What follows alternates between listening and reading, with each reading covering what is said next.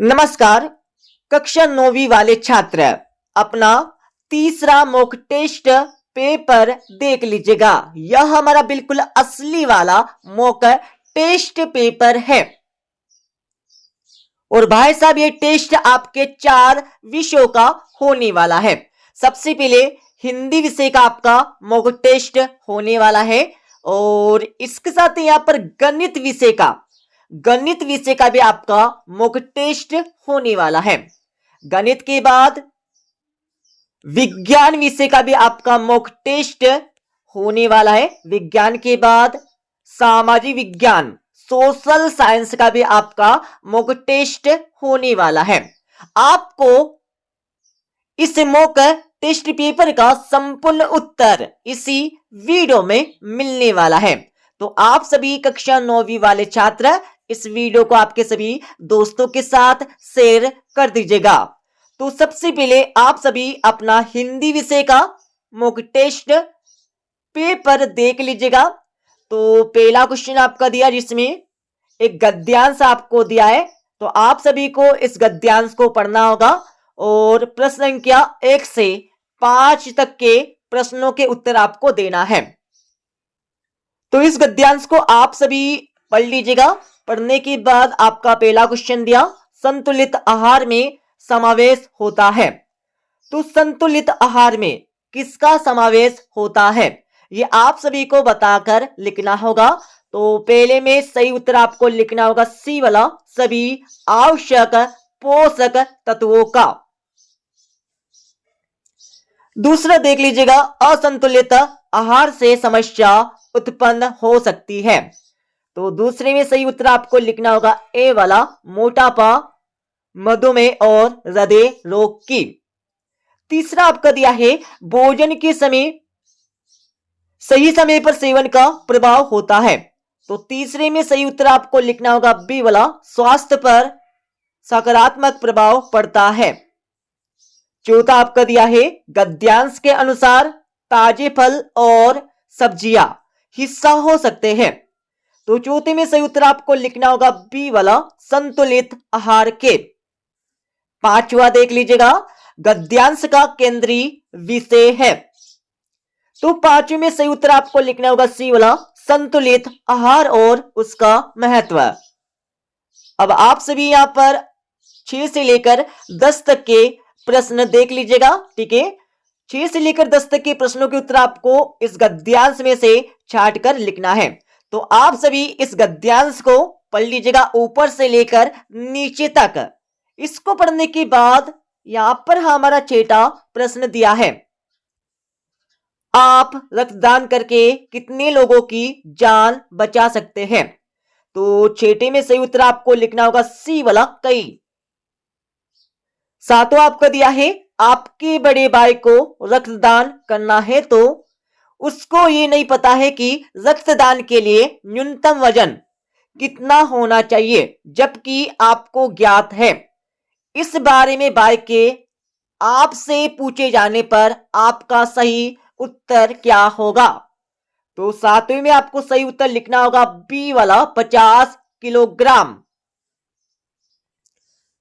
8वां प्रश्न देख लीजिएगा, आपका रक्त समूह ओ है, आप किस रक्त समूह को रक्तदान कर सकते हैं। तो 8वें में आप सभी को सही उत्तर लिखना होगा डी वाला, ए बी ए और ओ रक्त समूह के व्यक्ति को। 9वां आपका दिया है रक्तदान से कौन सी बीमारी का खतरा कम होता है। तो 9वें में आपको सही उत्तर आपको लिखना होगा बी वाला, हृदय रोग। 10वां आपका प्रश्न दिया है रक्तदान करने के बाद शरीर कितने समय में खोए हुए रक्त की भरपाई कर लेता है। तो 10वें में आपको सही उत्तर लिखना होगा बी वाला, 24 घंटों में। अब आप सभी यहां पर देख लीजिएगा दिए गए पोस्टर को पढ़िए और प्रश्न संख्या 11 से लेकर 15 तक के उत्तर दीजिए। तो आप सभी को इस पोस्टर को पढ़ना होगा। ठीक है, तो आप सभी इस पोस्टर को पढ़ लीजिएगा। इसको पढ़ने के बाद आप सभी को प्रश्न संख्या 11 से लेकर 15 तक के प्रश्नों के उत्तर देना होगा। तो आप सभी 11वां प्रश्न देख लीजिएगा। प्रवेश शुल्क 20 रुपए प्रति महिला, वाक्य का अर्थ क्या है? तो पहले में सही उत्तर आपको लिखना होगा बी वाला, प्रत्येक महिला से आने के लिए 20 रुपए लिए जाएंगे। 12वां प्रश्न आपका दिया है, सावन मेला आयोजन को क्या कहा जा सकता है? तो 12वीं में आपको सही उत्तर लिखना होगा डी वाला, महिलाओं द्वारा महिलाओं के लिए आध्यात्मिक सहयोग। 13वां प्रश्न आपका दिया है, सावन मेला आयोजन का मुख्य उद्देश्य क्या है? तो 13वें प्रश्न में आप सभी को सही उत्तर लिखना होगा डी वाला। ओके। और 14वां प्रश्न आपका दिया है, सावन मेला की विशेष बात क्या है? तो 14वें प्रश्न में आपको सही उत्तर लिखना होगा बी वाला, यह केवल महिलाओं के लिए है। 15वां प्रश्न आपका दिया है, पोस्टर में भागीदारी का अर्थ क्या है? तो 15वें में आपको सही उत्तर लिखना होगा ए वाला, सहयोग करना। अब आप सभी देख लीजिएगा, दिए गए गद्यांश को पढ़िए और प्रश्न संख्या 16 से लेकर 20 तक के उत्तर दीजिए। तो आप सभी को इस गद्यांश को पढ़ना होगा। ठीक है, इस गद्यांश को पढ़ने के बाद आपको 16 से लेकर 20 तक के प्रश्नों के उत्तर देना है। तो यहां पर 16वां प्रश्न देख लीजिएगा, जलवायु परिवर्तन का मुख्य कारण क्या है? तो 16 में आपको सही उत्तर लिखना होगा बी वाला, अत्यधिक कार्बन उत्सर्जन और ग्रीन हाउस गैसों का प्रभाव। 17वां प्रश्न आपका दिया है, इसमें पेरिस समझौते का मुख्य उद्देश्य क्या है? तो 17वें प्रश्न में आपको सही उत्तर लिखना होगा ए वाला। ठीक है। और 18वां प्रश्न आपका दिया है, जलवायु परिवर्तन से उत्पन्न एक महत्वपूर्ण समस्या क्या है? तो 18वें प्रश्न में आपको सही उत्तर लिखना होगा बी वाला, कृषि उत्पादन में कमी। 19वां प्रश्न देख लीजिएगा, जलवायु परिवर्तन की समस्या के समाधान के लिए आवश्यकता है। तो 19वें प्रश्न में आप सभी को सही उत्तर लिखना होगा बी वाला। अब आप सभी 20वां प्रश्न देख लीजिएगा, विकासशील देशों द्वारा अधिक प्रदूषण फैलाने का प्रमुख कारण है। तो 20वें में सही उत्तर आपको लिखना होगा ए वाला, औद्योगिक विकास की आवश्यकता। तो इस प्रकार से हिंदी विषय का तीसरा मॉक टेस्ट पेपर यहां पर हो जाएगा कंप्लीट। ठीक है, पढ़ लीजिएगा। अब आप सभी गणित विषय का मॉक टेस्ट पेपर देख लीजिएगा। तो यहां पर हमारा 21वां प्रश्न दिया है, एक कार 4.4 घंटे में 178.2 किलोमीटर की दूरी तय करती है। इसी औसत चाल से कार द्वारा 2 घंटे में तय की गई दूरी कितनी होगी? तो 21वें प्रश्न में सही उत्तर आपको लिखना होगा ए वाला, 40.5 किलोमीटर। ठीक है। और 22वां प्रश्न देख लीजिएगा, नीचे दिया गया बार ग्राफ किसी विशेष विषय में एक कक्षा के विद्यार्थियों के प्राप्तांकों को दर्शाता है। तो आप सभी को क्या करना होगा देख लीजिएगा, 80 से अधिक प्राप्त करने वाले विद्यार्थियों और 50 से कम अंक प्राप्त करने वाले विद्यार्थियों की संख्या का योग कितना होगा? तो योग आपको बताना होगा। तो इसमें सही उत्तर आपको लिखना है ए वाला, 10। ठीक है, इसका उत्तर आप स्वयं और देख लीजिएगा। ठीक है। और यहां पर हमारा 23वां प्रश्न दिया, जिसमें बताना होगा x का 1/3 8 से 5 अधिक है। इस कथन को व्यक्त करने वाला समीकरण निम्नलिखित में से कौन सा है? तो 23वें प्रश्न में आपको सही उत्तर लिखना होगा सी वाला, x/3 - 8 = 5। यह आपका सही उत्तर हो जाएगा। 24वां प्रश्न देख लीजिएगा, जिसमें कोण QOR का मान आपको ज्ञात करना होगा। ठीक है, तो 24वीं में आपको सही उत्तर लिखना होगा ए वाला 90 डिग्री। 25वां प्रश्न देख लीजिएगा, जिसमें आयत की भुजाएं क्या होगी। तो आप सभी को आयत की भुजाएं ज्ञात करके लिखना होगा। तो 25वें में सही उत्तर आपको लिखना है ए वाला 25 सेंटीमीटर और 21 सेंटीमीटर। यह आपका सही उत्तर हो जाएगा। 26वां प्रश्न देख लीजिएगा, नीचे दिया गया पाई चार्ट टीवी पर विभिन्न प्रकार के चैनलों को देखने वालों की सूचना प्रदर्शित कर रहा है। किस प्रकार के प्रोग्राम सबसे कम व्यक्तियों द्वारा देखे जाते हैं।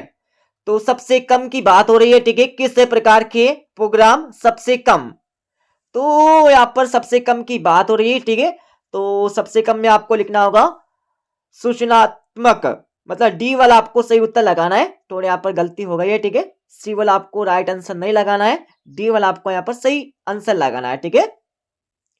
और यहाँ पर 27वां प्रश्न देख लीजिएगा, जिसमें ऐसे व्यक्तियों की संख्या ज्ञात करना होगा जो अन्य खेलों को पसंद करते हैं।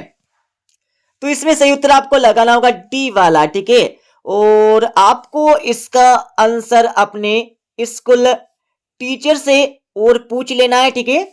और 28वां प्रश्न देख लीजिएगा, जिसमें परिमेय संख्या कौन सी है यह आपको बताना होगा। तो 28वें प्रश्न में आपको सही उत्तर सी वाला लगाना है। 29वें प्रश्न में आप सभी को क्षेत्रफल ज्ञात करके लिखना होगा। तो 29वें प्रश्न में सही उत्तर आपको लगाना होगा सी वाला 3 सेंटीमीटर वर्ग। और 30वां प्रश्न आपका दिया, जिसमें इस व्यंजक का मान आपको ज्ञात करना होगा। तो 30वें प्रश्न में आपको सही उत्तर लगाना है ए वाला 0। 31वां प्रश्न देख लीजिएगा, तो 31वें प्रश्न में आप सभी को कौन सी प्लस कौन आर का मान ज्ञात करके लिखना होगा। तो इसका उत्तर भी आप स्वयं अपने किताब से या फिर अपने स्कूल टीचर से पूछ लीजिएगा। और यहां पर हमारा 32वां प्रश्न देख लीजिएगा, तो 32वें प्रश्न में आप सभी को मानक रूप बताना होगा। तो 32वें प्रश्न में आपको सही उत्तर लगाना होगा डी वाला, ठीक है। और 33वें प्रश्न में आप सभी को इस त्रिभुज के कर्ण का मान कितना होगा ये आपको बताना है। तो 33वें प्रश्न में आप सभी को सही उत्तर लगाना है सी वाला 5 सेंटीमीटर। और 34वें प्रश्न में आपको सही उत्तर लगाना होगा ए वाला, ठीक है। और 35वें प्रश्न में आप सभी को वह संख्या ज्ञात करना होगा। तो इसमें आपको सही उत्तर लगाना है सी वाला 26। और 36वें प्रश्न में आप सभी को इसका मान ज्ञात करना होगा। तो 36वें प्रश्न में आप सभी को सही उत्तर लगाना होगा ए वाला 30। 37वां प्रश्न देख लीजिएगा, दी गई श्रृंखला में लुप्त संख्या कौन सी है। तो भाई साहब आप सभी को क्या करना है, लुप्त संख्या बताना होगा। तो 37वें प्रश्न में आप सभी को सही उत्तर लगाना है बी वाला 37। 38वां प्रश्न देख लीजिएगा, आयत के कोणों के संबंध में निम्नलिखित में से कौन सा कथन गलत है। तो 38वें प्रश्न में आपको सही उत्तर लगाना होगा सी वाला, आयत के सम्मुख कोणों का योग 180 डिग्री होता है। तो बिल्कुल नहीं होता है, ये हमारा आपको लगाना होगा गलत आंसर, ठीक है। तो सी वाला आपको सही उत्तर लगाना है। और 39वें प्रश्न में आपको सही उत्तर लगाना होगा बी वाला 6r = l। और 40वां प्रश्न देख लीजिएगा, इस प्रश्न में आप सभी को आकाश ने उस पुस्तक को पढ़ने में कुल कितने घंटे लगाए ये आपको ज्ञात करना होगा। तो 40वें प्रश्न में आप सभी को सही उत्तर लिखना होगा सी वाला 21 घंटे। तो इस प्रकार से गणित विषय का भी आपका मॉक टेस्ट पेपर हो जाएगा कंप्लीट। अब आप सभी विज्ञान विषय का तीसरा मॉक टेस्ट पेपर देख लीजिएगा। तो यहां पर हमारा 41वां क्वेश्चन दिया है, 41वां प्रश्न दिया है, जो गुण जिनको से शिशुओं में स्थानांतरित होते हैं उनके कारक होते हैं। तो भाई साहब जो गुण जनकों से शिशुओं के स्थानांतरित होते हैं उनके कारक होते हैं, उनके कारक कैसे होते हैं ये आपको बताना होगा। तो 41वें प्रश्न में आपको सही उत्तर लिखना होगा डी वाला गुणसूत्र में, ठीक है। गुणसूत्र में आपको सही उत्तर लगाना होगा। और 42वां प्रश्न देख लीजिएगा, यदि विजय को मांस पेशियों में चोट लगी हो तो निम्नलिखित में से कौन सा खाद्य पदार्थ समूह उसके लिए अधिक उचित होगा? तो 42वें प्रश्न में आपको सही उत्तर लगाना होगा ए वाला, चिकन, पनीर, फल और हरी सब्जियां। ये आपको सही उत्तर लगाना होगा 42वें का। 43वां क्वेश्चन देख लीजिएगा, निम्नलिखित में से कौन सा दाएं आलिंद को अशुद्ध रक्त प्रदान करता है? तो 43वें प्रश्न में आपको लिखना होगा ए वाला, सीरा। 44वां प्रश्न देख लीजिएगा, हृदय के अंदर उसके संकुचन के समय रक्त को वापस लौटने से कौन रोकता है? तो 44वें प्रश्न में आपको सही उत्तर लिखना होगा ए वाला, हृदय में वाल्व। 45वां प्रश्न देख लीजिएगा, एक डॉक्टर एक मरीज को इंसुलिन इंजेक्शन लेने की सलाह देता है क्योंकि? तो इसमें आपको सही उत्तर लिखना होगा डी वाला, उसका रक्त शर्करा का उच्च स्तर ऊंचा है। ये आपको सही उत्तर लगाना होगा। और 46वां प्रश्न देख लीजिएगा, अवक्षेप का बनना रासायनिक अभिक्रिया का उदाहरण है, इस संबंध में निम्नलिखित में से कौन सा कथन सही हो सकता है? तो 46वें प्रश्न में आपको सही उत्तर लिखना होगा सी वाला, अवक्षेप का बनना सदैव द्विविस्थापन अभिक्रिया होती है। 47वां प्रश्न देख लीजिएगा, निम्नलिखित में से कौन सी एक रासायनिक अभिक्रिया नहीं है?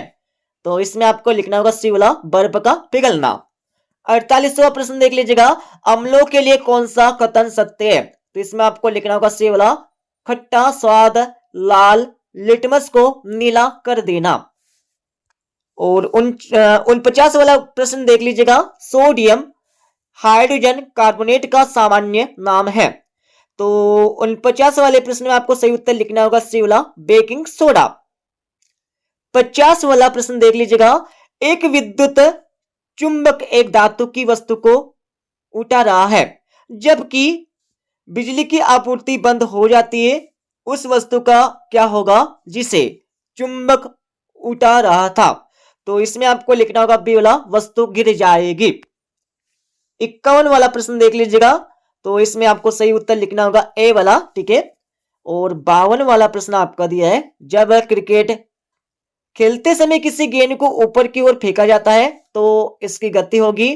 तो इसमें आपको लिखना होगा सी वाला, एक समान रूप से घटती है। 53 वाला प्रश्न आपको दिया है, चुंबक के अंदर क्षेत्र रेखाएं जाती है तो किस तरह जाती है? तो इसमें आपको लिखना होगा दक्षिण ध्रुव से उत्तर ध्रुव की ओर, मतलब बी वाला आपको सही उत्तर लगाना है। 54 वाला प्रश्न देख लीजिएगा, चुंबकीय क्षेत्र की उपस्थिति का पता लगाने वाली युक्ति है। तो इसमें आपको लिखना होगा ए वाला, दिक्सूची या फिर कंपास, ठीक है। और 55 वाला प्रश्न आपको दिया है, घरेलू विद्युत परिपथ में सभी उपकरण संयोजित होते हैं। तो इसमें आपको लिखना होगा ए वाला, समांतर क्रम में। 56 वाला प्रश्न देख लीजिएगा, इसमें आपको सही उत्तर लिखना होगा बी वाला, क्यू आंशिक रूप से दिखाई देगा। और 57 वाला प्रश्न आपका दिया है, प्रिज्म के दो पलकों के बीच का कोण कहलाता है। तो इसमें आपको लिखना होगा ए वाला, प्रिज्म कोण। 58 वाला प्रश्न आपका दिया, तो भाई साहब 58 वाले प्रश्न का उत्तर आपको अपने स्कूल शिक्षक से पूछना होगा, ठीक है। और पूछकर आपको कमेंट बॉक्स में कमेंट करना है, ठीक है, इसका आंसर। और 59 वाला प्रश्न देख लीजिएगा, इसमें सही उत्तर आपको लगाना होगा सी वाला, एक समान त्वरित गति। और 60 वाला प्रश्न आपको दिया है, एक बच्चा किसी भारी वस्तु पर 10 मिनट तक बल लगाकर खिसकाने का प्रयास करता है लेकिन वस्तु अपने स्थान से हिलती भी नहीं है। बच्चे द्वारा लगाए गए बल को कौन संतुलित करता है? तो इसमें आपको लिखना होगा वस्तु का भार। तो इस प्रकार से साइंस विज्ञान का तीसरा मॉक टेस्ट पेपर भी हमारा हो जाएगा कंप्लीट, ठीक है। अब आप सभी सामाजिक विज्ञान सोशल साइंस का तीसरा मॉक टेस्ट पेपर देख लीजिएगा। तो यहां पर हमारा पहला प्रश्न दिया, स्थानीय स्वशासन में जिला परिषद की प्राथमिक भूमिका क्या है? तो इसमें आपको लिखना होगा बी वाला, ग्रामीण क्षेत्रों में बुनियादी सेवाओं और विकास कार्यों का समन्वय करना। दूसरा प्रश्न देख लीजिएगा, कोई किसान अपनी उपज को उसकी लागत से किसी व्यापारी को कम कीमत पर बेचता है तो किसान को अपनी उपज के मूल्य पर प्राप्त होगा। तो दूसरे में सही उत्तर आपको लिखना होगा बी वाला, हानि होगा। तीसरा प्रश्न आपको दिया है, भारत के पश्चिमी शुष्क जलवायु में कृषि भूमि के छोटे छोटे भूभाग पर किसान किस तरह की कृषि करते हैं। तो तीसरे में सही उत्तर आपको लिखना होगा सी वाला, गहन निर्वाह कृषि। चौथा प्रश्न देख लीजिएगा, यदि एक व्यक्ति को समाज में नैतिक मूल्य और आचरण का पालन करने की शिक्षा बचपन से ही दी जाती है तो किस सामाजिक संस्था की भूमिका इसे सिखाने में सबसे महत्वपूर्ण होगी। तो चौथे में से उत्तर आपको लिखना होगा बी वाला, शिक्षण संस्थाएं। और पांचवा प्रश्न आपका दिया, इसमें आपको सही उत्तर लगाना होगा डायरेक्ट बी वाला, युद्ध के कारण भारत में महंगाई, करों में वृद्धि और आवश्यक वस्तुओं की कमी हुई है। ये आपको पांचवे का सही उत्तर लगाना है। छठा प्रश्न देख लीजिएगा, जिसमें सही उत्तर आपको लिखना होगा ए वाला, कृषि और उद्योग के विकास पर ध्यान। ठीक है। सातवां प्रश्न देख लीजिएगा, निम्नलिखित में से भौतिक पूंजी की विशेषता क्या होती है। तो सातवें में सही उत्तर आपको लिखना होगा बी वाला, यह दीर्घकालिक है और उत्पादन में योगदान करती है। आठवां प्रश्न देख लीजिएगा, भारतीय राज्य की संरचना के अनुसार निम्नलिखित में से कौन सा तत्व लोकतांत्रिक शासन का हिस्सा नहीं है। तो आठवें प्रश्न में आपको सही उत्तर लिखना होगा डी वाला, प्रेस और मीडिया। नौवां प्रश्न देख लीजिएगा, तो नौवें प्रश्न में आपको पूछा है, भारत में गरीबी रेखा का निर्धारण किस संस्था द्वारा किया जाता है। तो इसमें आपको लिखना होगा बी वाला, राष्ट्रीय प्रतिदर्श सर्वेक्षण संगठन द्वारा। 10वां प्रश्न देख लीजिएगा, तो इसमें सही उत्तर आपको लिखना होगा सी वाला, सभी ग्रामीण निवासियों को। ठीक है।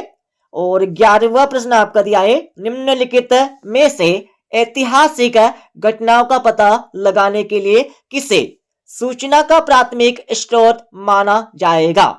तो 11वीं में सही उत्तर आपको लिखना होगा बी वाला, घटना के प्रत्यक्षदर्शी द्वारा लिखी गई डायरी। अब यहां पर 12वां प्रश्न देख लीजिएगा, जिसमें पूछा है, नीचे दी गई स्थिति को ध्यान से पढ़े और प्रश्न का उत्तर आपको देना है। तो आप सभी इस स्थिति को पढ़ लीजिएगा। ठीक है। इसको पढ़ने के बाद आपको इस प्रश्न का उत्तर देना होगा। तो विद्यार्थी के शिक्षक द्वारा दिए गए कारणों में से कौन सा सही हो सकता है। तो हमारा डी वाला जो कारण है ये सही हो सकता है। ठीक है। और इसके साथ ही आप पर हमारा 13वां प्रश्न देख लीजिएगा, भारत के पूर्वी समुद्री तटीय भागों और उत्तर भारत के गंगा के मैदानी भागों में से किस प्रकार की मिट्टी पाई जाती है। तो भाई साहब इसमें आपको लिखना होगा बी वाला, जोड़ोड़ मिट्टी सॉरी।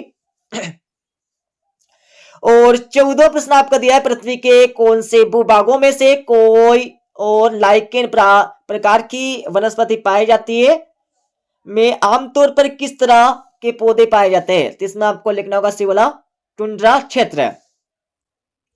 और 15वां प्रश्न आपका दिया, इसमें आपको सही उत्तर लिखना होगा सी वाला, वार्ड समिति। 16वां प्रश्न आपका दिया है, प्रारंभिक सभ्यताओं ने धातु विज्ञान जैसी आधारभूत तकनीकों में प्रगति देखी।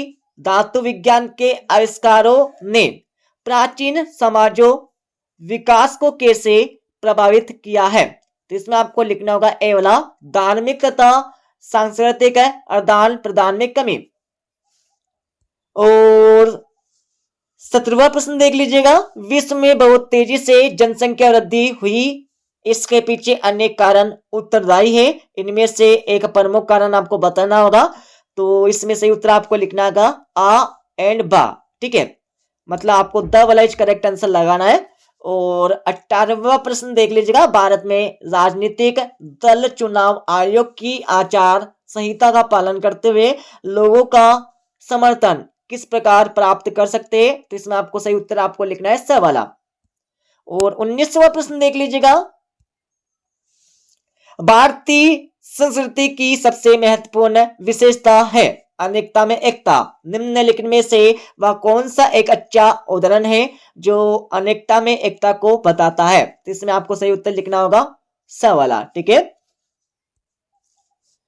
और यहाँ पर 20वां प्रश्न देख लीजिएगा। तो 20वें प्रश्न में आपको सही उत्तर लिखना होगा बी वाला, प्लास्टिक का पुनः चक्रण और पुनः उपयोग। ठीक है, तो इस प्रकार से सोशल साइंस सामाजिक विज्ञान का भी तीसरा मॉक टेस्ट पेपर हो जाएगा कंप्लीट।